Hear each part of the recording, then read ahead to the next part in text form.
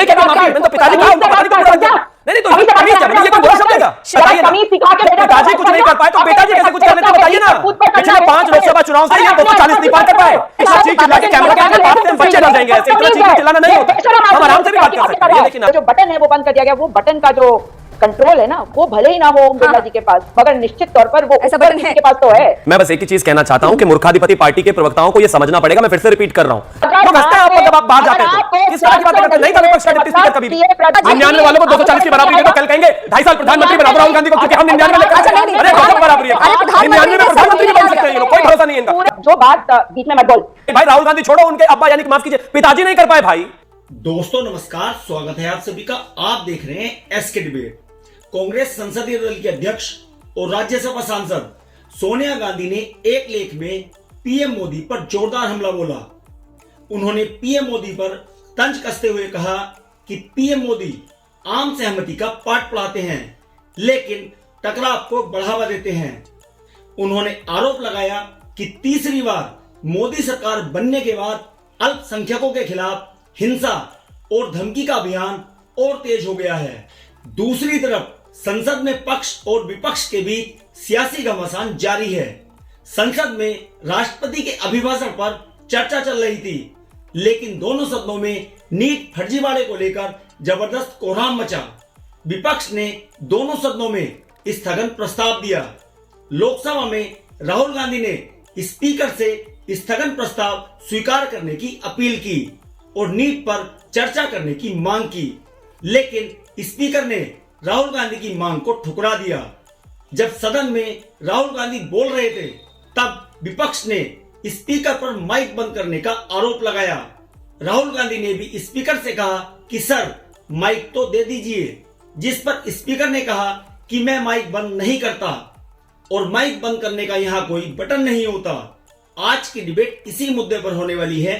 BJP की तरफ से शिवम त्यागी जी हैं और सुजाता पॉल कांग्रेस पार्टी की तरफ से हैं। दोस्तों वीडियो बहुत मजेदार होने वाली है, आपसे अनुरोध है वीडियो को अंत तक जरूर देखें। वीडियो पसंद आए तो लाइक करें, शेयर करें, कमेंट करें और मेरे चैनल को सब्सक्राइब करें। चलो दोस्तों मेन डिबेट स्टार्ट करते हैं। चलिए शुरू करते हैं। आप अगर इस आर्टिकल को पढ़ेंगे तो आपको साफ दिख जाएगा कि उसमें ये कहा जा रहा है कि प्रधानमंत्री को जिस तरह की वो बातें कर रहे हैं वो दोहरा चरित्र दिखा रहा है उनका, क्योंकि एक तरफ वो सबको साथ लाके कंसेंसस की बात कर रहे हैं मगर वो आमना सामना कॉन्फ्रंटेशन की पॉलिटिक्स कर रहे हैं। हम इस विषय पे बात कर रहे हैं। ठीक है सुजाता जी, ये परंपरा भी रहा है और हमने साल दर साल देखा भी है, हर मॉनसून सेशन हो, विंटर सेशन हो, हर सेशन में देखा है कि जब राष्ट्रपति का अभिभाषण हो उसके बाद परंपरा यही रही है कि जिन जिन मुद्दों पर बात होती है वहां से बहस की शुरुआत होती है। लेकिन ऐसे वक्त में सोनिया गांधी को एक चिट्ठी लिखने की जरूरत क्यों पड़ती है?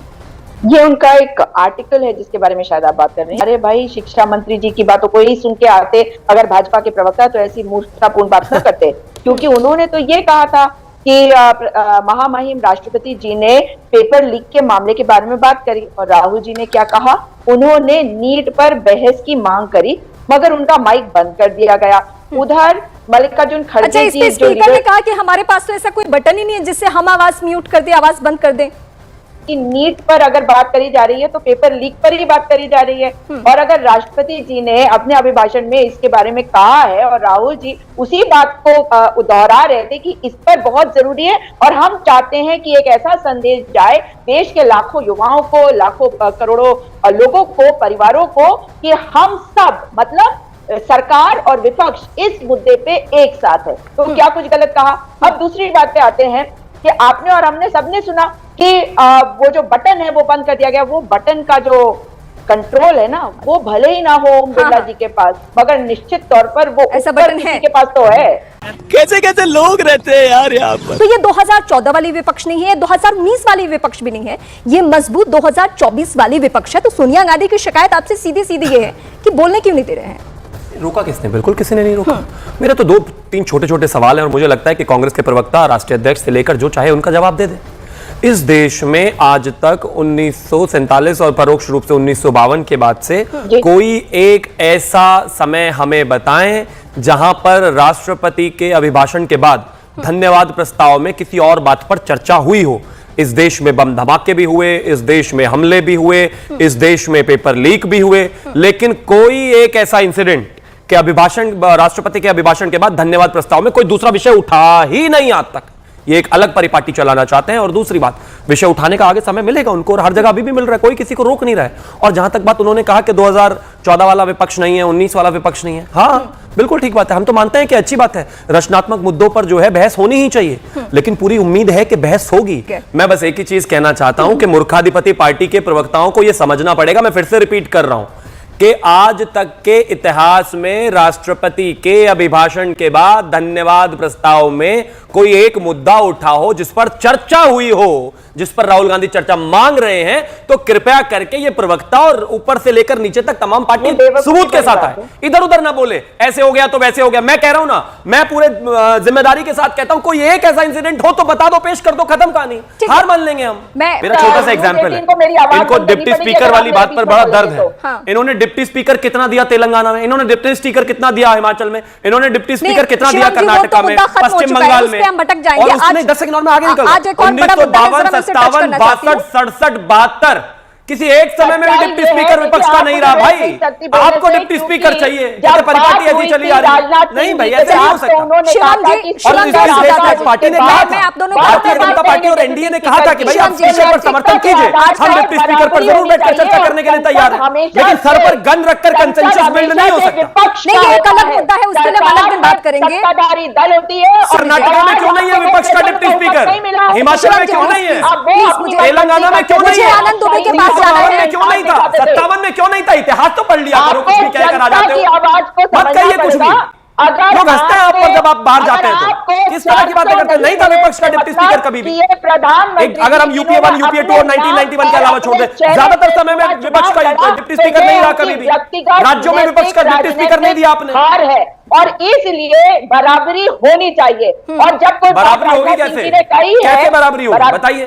बराबरी ये दोनों बिल्कुल अलग मुद्दे हैं। सुजाता जी 99 वालों को 240 की बराबरी दे दो, कल कहेंगे 2.5 साल प्रधानमंत्री बना दो राहुल गांधी को, क्योंकि हम 99 लेकर अरे गजब बराबरी है, 99 में प्रधानमंत्री भी बन सकते हैं ये लोग, कोई भरोसा नहीं है इनका।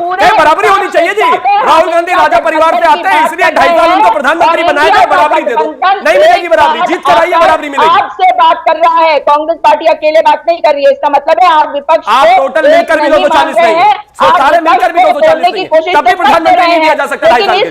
आप सुजाता जी आपके बोलने के साथ साथ एक सवाल भी, सुजाता जी क्या इस नाम पे आप सहमत हैं, उद्धव ठाकरे की अगुवाई में ही ये चुनाव लड़ा जाएगा, महाराष्ट्र का चुनाव?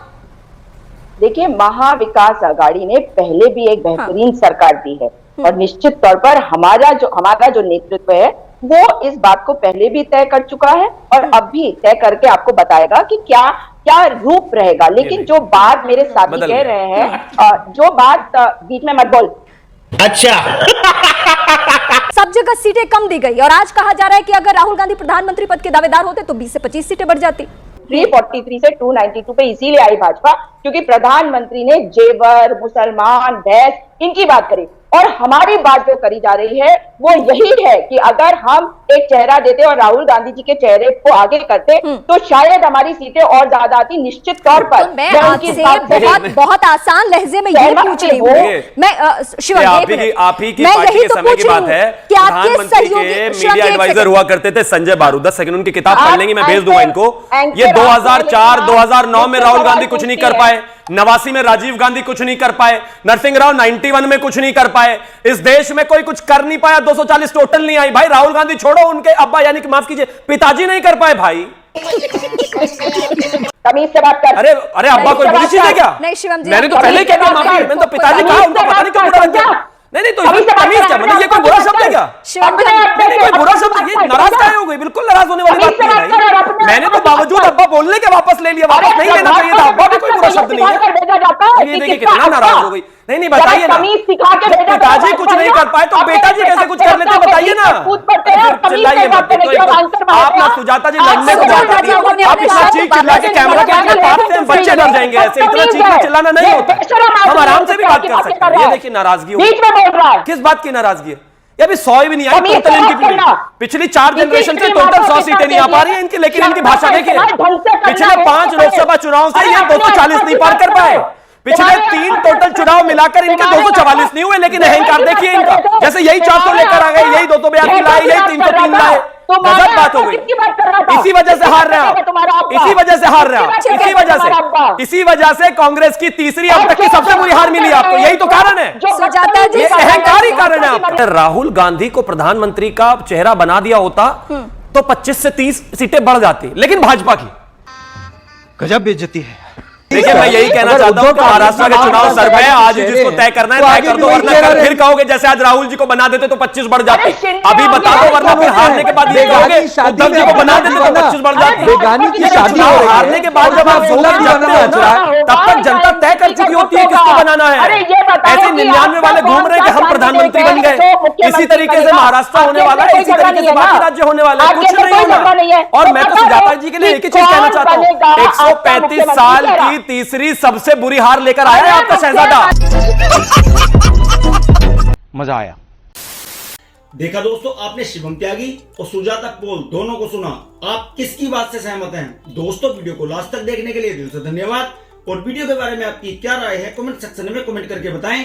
और अगर वीडियो पसंद आई हो तो लाइक करें, शेयर करें, कमेंट करें और मेरे चैनल को सब्सक्राइब करें। चलो दोस्तों, मिलते हैं अगली वीडियो में। जय हिंद, वंदे मातरम, जय श्री राम।